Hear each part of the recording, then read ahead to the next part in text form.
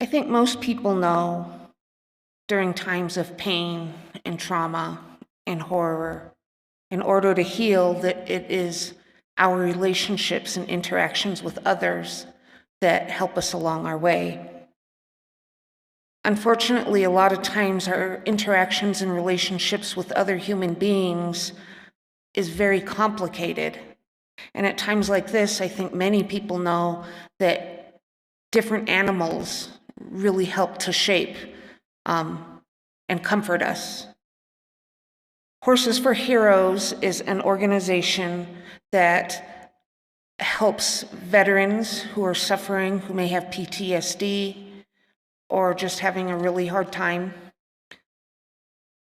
helps them to heal and helps them to integrate back into the world in a way that sometimes is more difficult when just trying to deal with other people. Our guest who will be in the upcoming interview, Reverend Iannucci, is an integral part of Horses for Heroes, and we have a video clip from KSFR that demonstrates and explains this program and shows some of the important work they do. It's the most amazing thing on earth right there. It's incredible. How do you feel? Oh, I feel incredible. It's incredible. Now Roper will go to hell and back with me. Go down with the preacher. Go before it's getting too cold. Go and see the digger. Give him 20 bucks for digging. The significance of working in the round pen and working with a horse at Liberty or even just groundwork is a pivotal piece for the veteran to be able to rejoin himself, basically, and through joining with that horse. Do you coach them through this process? Every work with a veteran is going to be different. First, we work with them and they see the language of Equus, how horses move other horses, which is all nonverbal. And so it is really an experience of feel. And I will coach the veteran just in order to move until they get the flow of that.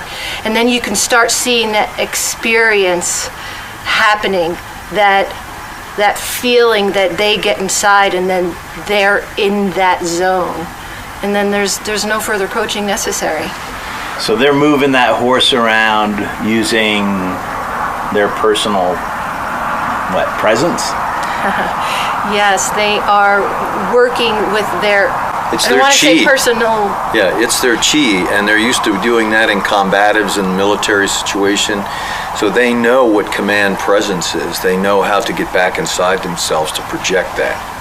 So we're taking advantage of that inherent knowledge, and for them coaching them to get back to where they were, to bring that back out of them, to use that as the communication tool with that horse. That link up at the end, what does that mean? Well, that's just magic. It looked like magic.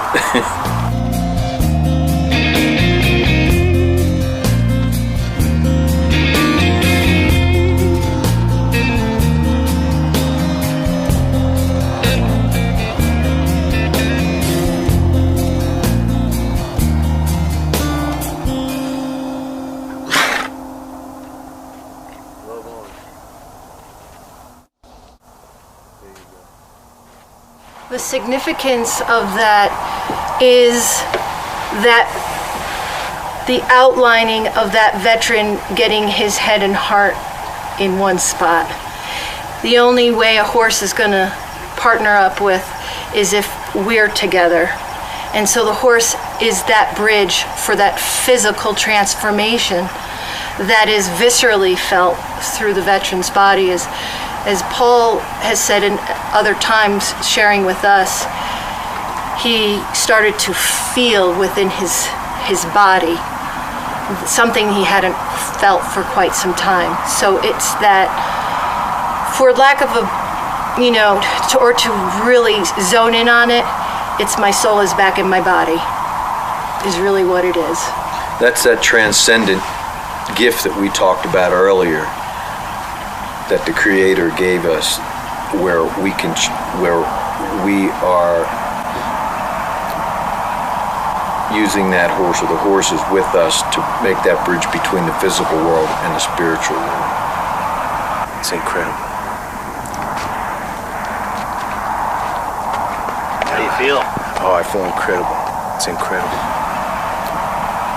Now Roper will go to hell and back with me.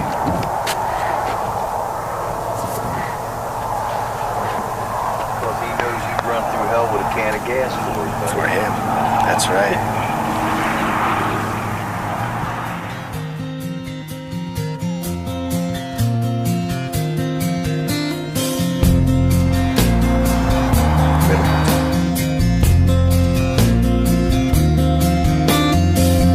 Go to town, get the preacher. Go before it's getting too cold. Go and see the digger. Give him 20 bucks for digging. Oh.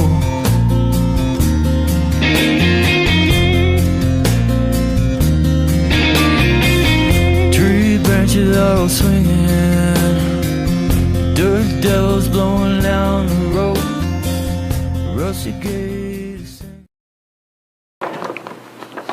Good morning, friends. On this Memorial Day weekend, I'm delighted to have with me the Right Reverend Rick Iannucci. He is a colleague of mine from the Interfaith Leadership Alliance. He is an ordained bishop in the Celtic Catholic Church. He is a former Green Beret and Special Forces officer, and he is the executive director of Horses for Heroes. Welcome, Rick. It is wonderful having you with us today. Always nice to be with you, Gail. Thank you. Much of the work that you have done here in Santa Fe, especially with Horses for Heroes, has focused on supporting military personnel, active military personnel, and veterans who are working to heal what you have identified as as post-traumatic spiritual dissonance. Yes, the other side of PTSD. The other side, or the other PTSD, yes. And it's a fascinating concept, and I think a very helpful one for those of us who are not in the military to sort of understand. One of the things that is true for Unitarian Universalists is this is a tremendously complex holiday. For us too. And we want to be able to honor the individuals who have made such sacrifices, even at times when we disagree with the reasons that they've been asked to make those sacrifices. And so it feels to me that understanding post-traumatic spiritual dissonance is one of the ways that we can be more supportive of the people without necessarily having to buy into the rationale behind sending them overseas. So we share that with you, and the men and women that have served have that actual same opinion. I would venture to say, the ones that we meet, the ones that come to the ranch for whole healing, body, mind, and spirit, and we call it post-traumatic growth, have that same feeling. You know, we celebrate the fallen heroes that we had, our fallen comrades. And one of the things that we found early on when we're in our 13th year there, and one of the reasons that I think we've been that guaranteed our sustainability was we were actually listening and hearing what the veterans were saying. So we talked to, my wife Nancy and I talked to hundreds of veterans, men and women. And as we started looking at their information that they provided us prior to starting the course or the session, we started looking at what the DSM-5 was, the Diagnostic Statistics Manual, as you well know, which is what the metric is, which are trying to say you have this, you have that, you have this, you have that, so you have PTSD. We weren't seeing any of that. And so we started saying, what is happening to these men and women that have come home? So they were still distressed. Exactly. They were still but they didn't have having difficulty functioning in the world, but they did not meet the descriptors that had been laid out as identifying someone. Exactly. They were either underdiagnosed, misdiagnosed, and of course they can't get help if they don't have a diagnosis. Absolutely. So they were leaving. You know, what the VA doesn't tell you is 50% of the people that show up at the VA for mental health care leave, and they leave after their first or second visit. So they leave before they have received effective support and or healing. Even listening to anybody, because it's not in the book, so they can't judge it. So what was happening is they were either by something they saw, something they watched happen and couldn't do anything about, a betrayal of compassion by command, a laundry list of occurrences that created a situation, something they shamefully did that didn't bite them on the tail till years later that they're home. You and I spoke about that before. Yeah. All of a sudden, that's gripping them now, and that is the spiritual dissonance. So it's akin to the sense of cognitive dissonance when two things don't fit. But what it is that their sense of self, their sense of soulful humanity is at odds with some behavior or event that has happened in their past. And they can't reconcile the two, and that has lasting consequences. Absolutely. In the Civil War, they called it soldier's heart. Right. You know, and we worked with Ed Shea, and we worked with some of the people, and as we started exploring this over the last decade or more, we picked it up as what we would concentrate on, because there was nothing for them. They would for the veterans between the post-traumatic spiritual dissonance, the military sexual trauma that some of the women were experiencing, you know, that betrayal of things that happened to them by their companions and by, quote unquote, their family members. So that level of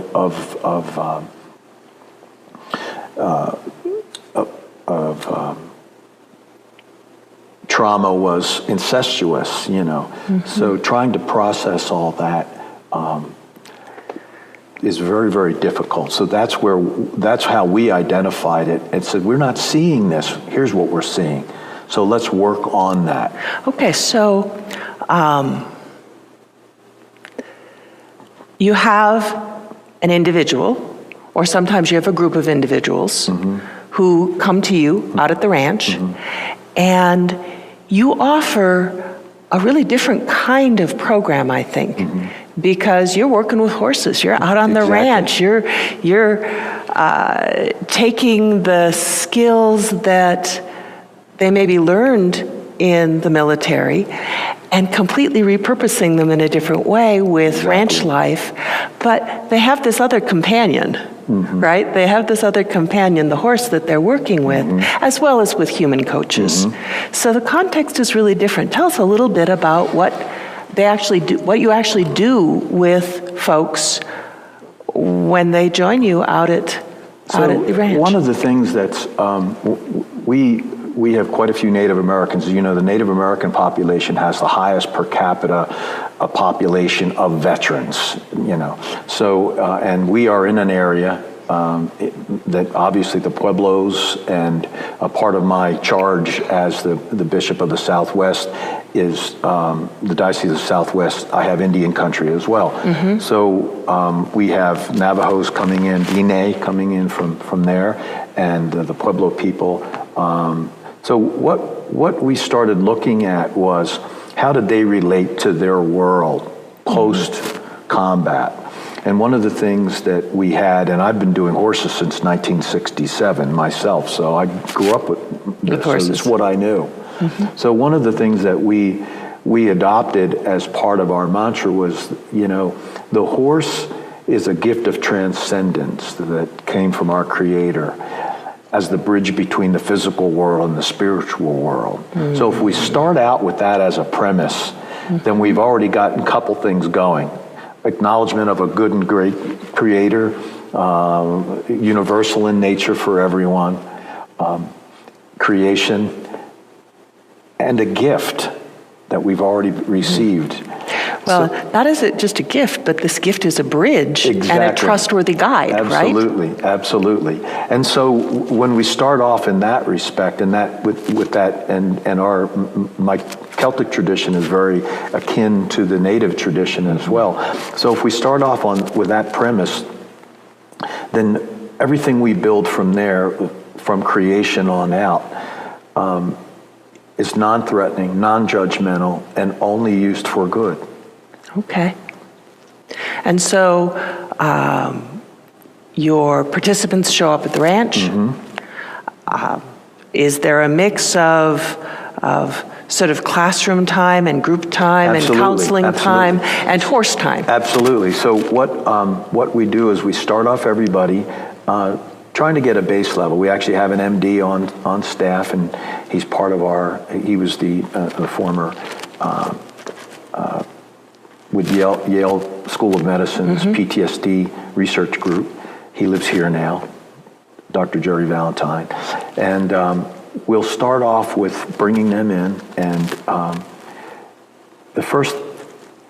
Nancy does a wonderful job with yoga in the morning. So we start off with a yoga practice out on we have a porch that goes around the bunkhouse. And by the way, the bunkhouse has allowed us since 2012 to do a resident program as opposed to just people coming in, stopping by for the day, although we do still have that. But the bunkhouse is great. So we have a porch that goes around 12 foot on each side, Acadian style. And so we do the yoga practice in the morning there. And what Nancy did was she took each yoga exercise that she thought was suitable, that recognized and responded to a muscle group that you'd be using when you got horseback, or in the course of you working with the animals. And so that yoga practice, it's not turning you into a pretzel, but it's actually working with the muscle groups, starting with breathing, self-regulation. And so everything that you get from day one are tools that you can take with you.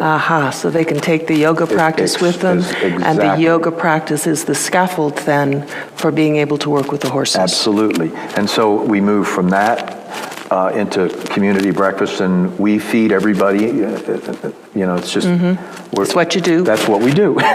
You're Italian, it's what you do. Well, it was funny because we would have, when we first started, we'd have guys and some women that would come by, and they'd have a Marlboro Red and a Rock Star drink and a bag of Cheetos, and I had to explain to them, hey guys, these are not actually 3 food groups. So we're gonna work with you a little bit on some nutritional, some good things. So we do home cooked meals at lunchtime. I cook just about every day, and then we make enough for the evening meal that they can leftovers. And the pantry's stocked with good nutritious things, bowls of fruit everywhere, power bars and things of that nature that are good and nutritious for folks to get through the day. Right. So we're alcohol and drug free, and as we talked about earlier, firearms free too. So, but anyway, they'll get about an hour after yoga to have some breakfast and dress out, and then they'll come down and they'll start pulling horses. And one of the things that we have felt is really beneficial is bringing the horses into what we call the round pen. And you can see some of this on our horsesforheroes.org, our website. Nancy will have them in there working, and the horses are at liberty. And that's where the magic starts happening. They have to control their breathing, and they get a chance to see that there's actual real science behind this as well, where they can actually move these horses around the round pen by just their energy And that blows their mind generally. But what blows their mind even more is when, after they get the horse moving around, and then they go back to their we hold home base in the center, and they put their wand and they stand quietly, and in a few minutes that horse walks up to them and sticks a nose under their arm, and they haven't experienced anything like that generally ever. And so those are the aha moments. And people say, why do you do this? And you do it all for free. I said, because that right there. Yeah. So it sounds like there's an underlying, there are a host of careful theological underpinnings to this. But one of the pieces that I hear when I'm listening to you is this sense that spiritual trauma impacts your physical body. Absolutely. And that learning to be self-aware of your physical body and your breath and your energy and your spiritual self sort of embedded in that body or connected to that body is one way to move towards healing. And the horse then becomes your mirror. The horse validates the fact that something just happened. You found your center, and I can come to you when you're in your center. Absolutely, and we talk about the real science behind some of this, because the horse is actually. It's not woo-woo science. It's real science. The horses vibrate at a certain level, at the Dalai Lama and the Mother Teresa level. The mere mortals like you and I, vibrate at a different level. And sometimes some of those that are suffering from that spiritual dissonance are buzzing at a really low ebb.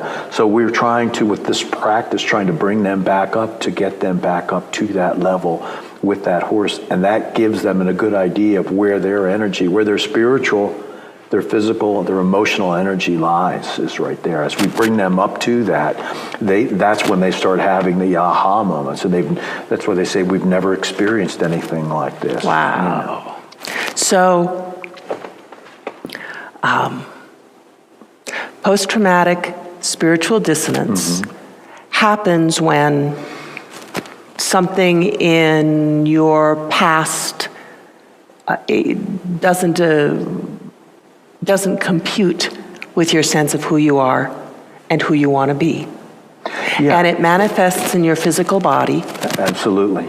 And your emotional state. And in your emotional state, and in your ability to be in relationship with other people, because you feel you're untrustworthy. Among many other things. Right. But if you can't be in alignment with your own self, how can you be in right relationship with someone else?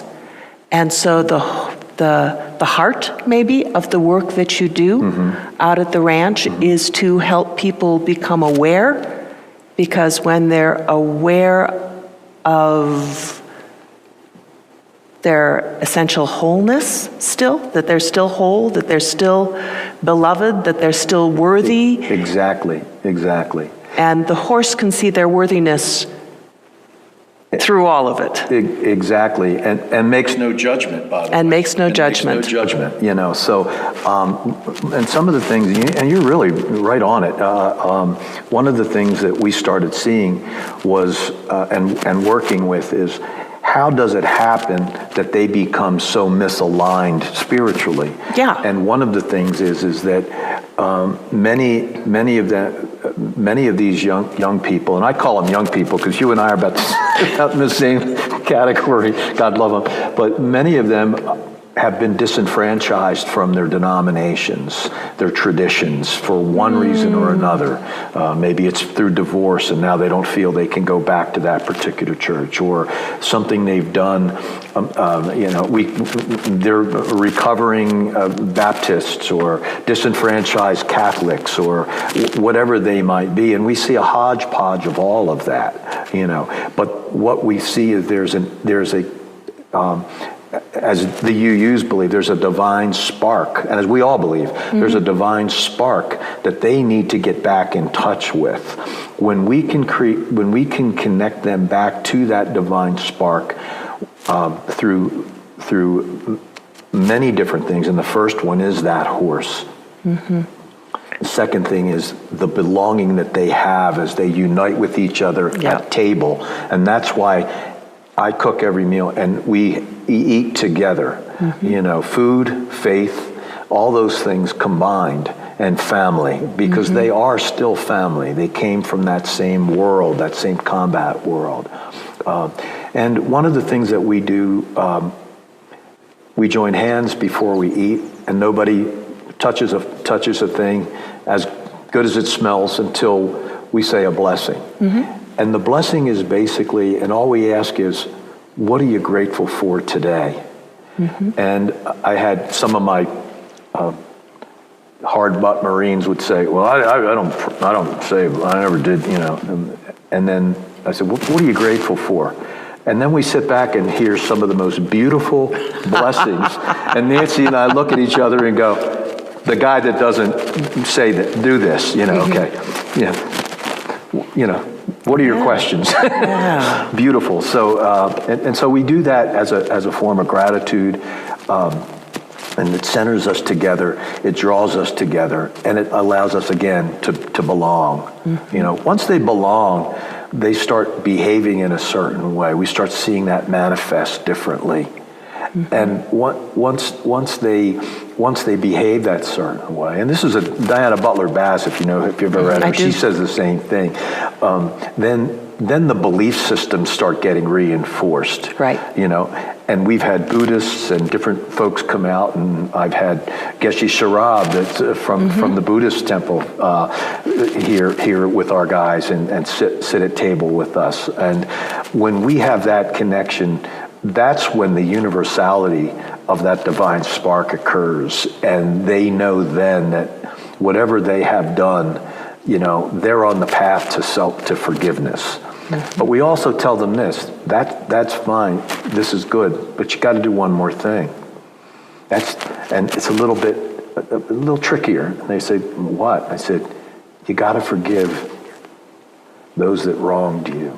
You have to forgive the other. I said, I know that's counterintuitive when you start thinking, well, how can I forgive a guy that killed my comrades?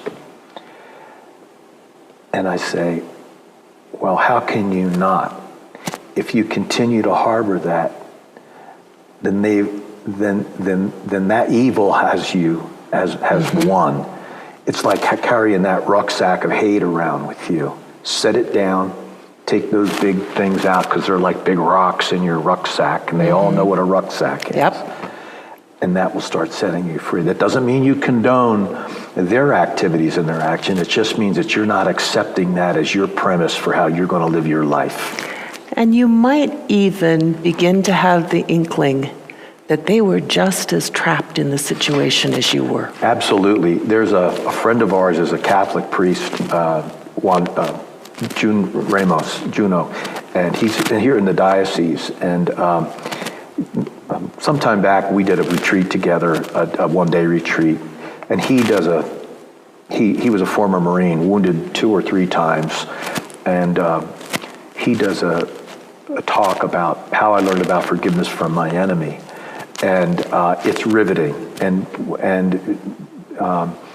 he and I talked about that, and he starts talking about the people that he forgave for killing his comrades. When he finally had an opportunity to confront the sniper that had killed many of his guys, he was moved with pity, and he took his coat off, and the guy was in a freezing concrete block, and he put his coat around him. And it was at that moment that he dawned on the fact that we were the invaders, you know. And the only reason he was not shot was because he had done a kindness for the sniper's son at one point in time at one of the Christmas events, and had gotten him a wheelchair and had been compassionate to him. And so that is the pause that causes you to start thinking about that it cuts both ways. When we can see one another's humanness, absolutely, then absolutely, we can't absolutely destroy each other in that same way. And when we look at each other in that way, you know, this is some mother's son. I'm some mother's son. It's really hard to start denying that humanity that we have in each other. So part of what goes on in this safe container that you create out at the ranch, where it is safe to feel and safe to belong, and you know you're not going to be judged, Absolutely. is that you rediscover your own humanity. Exactly. And that gets affirmed by the other people in the room. Absolutely. And then eventually you're able to move to the place where you can see or believe in at least the humanity of those who caused you harm. Absolutely. And, you know, as we talked about before, you don't get it right away. You get it on the installment plan. It takes a little The trauma. And the healing? Then the healing. Both. You start seeing it. It starts cracking away. And then, it starts, and then that healing starts occurring. We give them some extremely pragmatic things. Nancy is a brilliant trauma coach. And one of the, as Dr. Joni Barasenko says, she's the best in the country. And she has got her hand on the pulse, not just because she's a Special Forces veteran's wife, but because she's brilliant and she has studied better than anybody. And she brings tools to the table to show them. And she talks about, going back to the Dan Siegel hand model of flipping your lid and explaining the things of that nature that will give them real tools when they get into a traffic jam.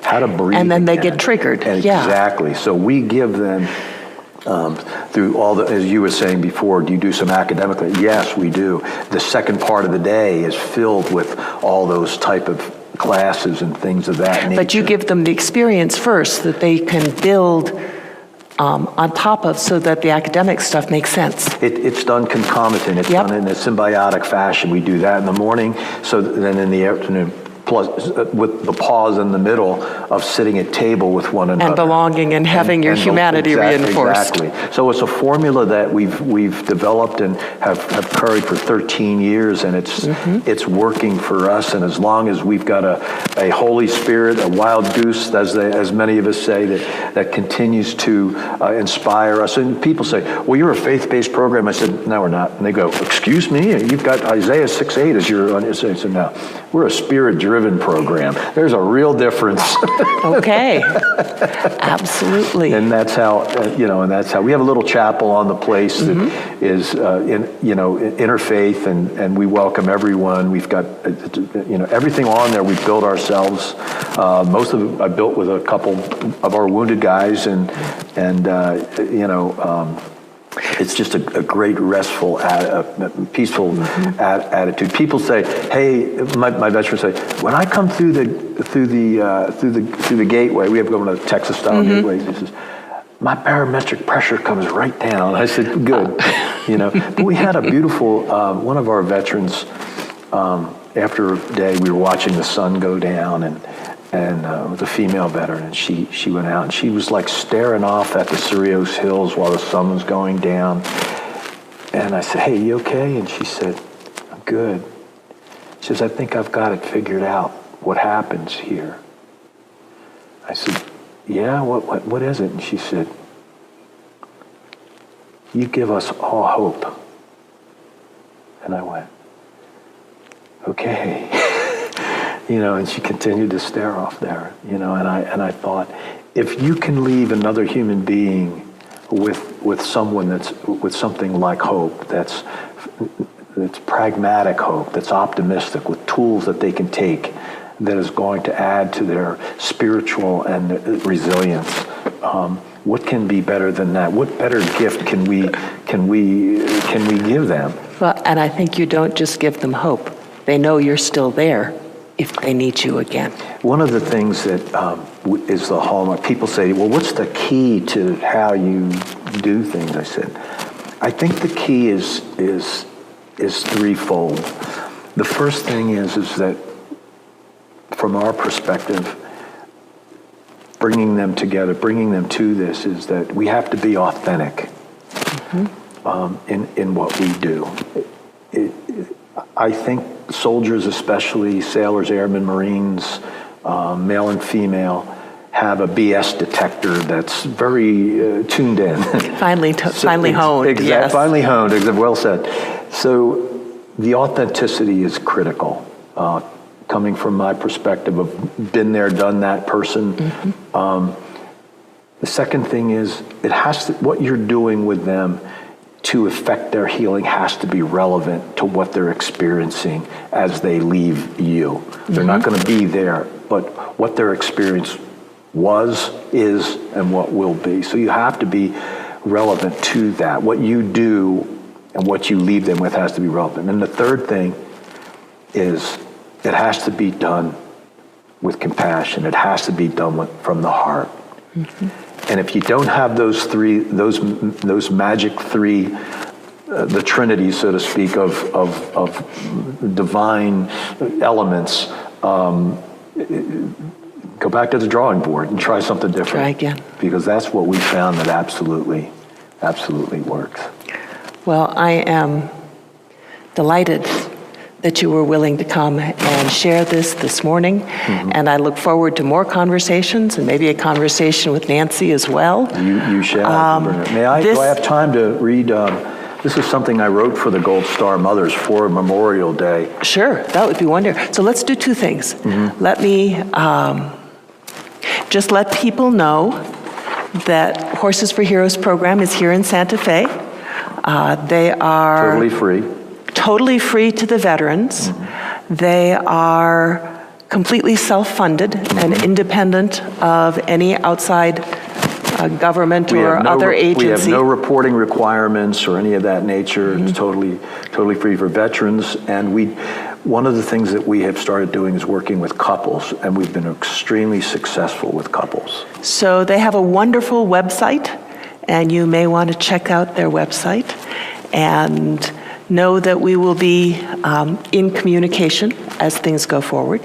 And now we have let's hear This could be a closing prayer or psalm that I wrote. The closing prayer or psalm. And I wrote this in seminary, and it coincided with us working with the Gold Star Moms. And it's a psalm of our fallen warriors for the Gold Star Mothers, those that have lost a child in combat, and fathers and families. So, Heavenly Father, we stand together with you in heaven, our arms around each other's shoulders, our souls and spirits born of battle, now free to be with you forever. Bless the mothers who labored to bring us into the world, and our earthly fathers by their side, and all our relations and dear ones as they gather to remember us and continue to lift us up our ultimate sacrifice with honor, with dignity, and with love. The Apostle John, who put his head on your chest and listened to your heartbeat, the heartbeat of God, told us your command to love one another as I have loved you. And greater love has no one than this, that he lay down his life for his friends. We have done as you commanded, Lord, and now we humbly ask that you look down to shower your grace and uncompromising love on our mothers who wiped tears, repaired skinned knees, beamed with pride at our triumphs, and prayed quiet prayers when you took us home to you. Amen. Amen. Thank you.